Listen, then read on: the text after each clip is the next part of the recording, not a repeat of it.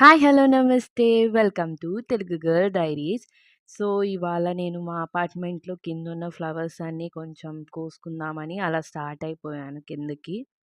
So, flowers కొంచెం ఫ్రెష్‌గా ఉన్నాయి. కొన్ని మాత్రం వడపడిపోయి ఉన్నాయి. సో, చూసుకొని ఫ్రెష్‌వి కోసుకొని ఇంకా పైకి తీసుకొచ్చేసాను. సో, ఇవన్నీ ఎందుకు కోసుకొనొచ్చాను అంటే, ఇవాళ మా ఇంటి దగ్గర ఉన్న వినాయకుడికి నిమజ్జనం జరుగుతుంది.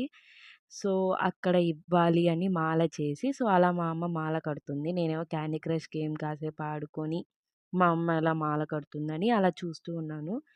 సో, మాల కట్టాక ఇలా అనమాట. చాలా పెద్ద మాల. సో, అందుకనే చూపి ఓపెన్ జేసి చూపిచ్చట్లేదు. బట్ ఇది అనమాట.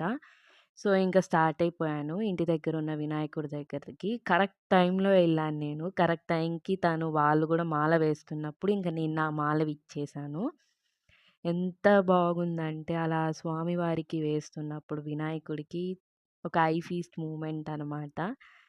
సో, చాలా హ్యాపీగా ఫీల్ అయ్యాను. మా అమ్మ అయితే ఇంకా హ్యాపీగా ఫీల్ అయింది. అలా వేశాక అలా చూసుకుంటుంటే ఎంత బావుందో, ఎంత ముచ్చటగా ఉంది అని.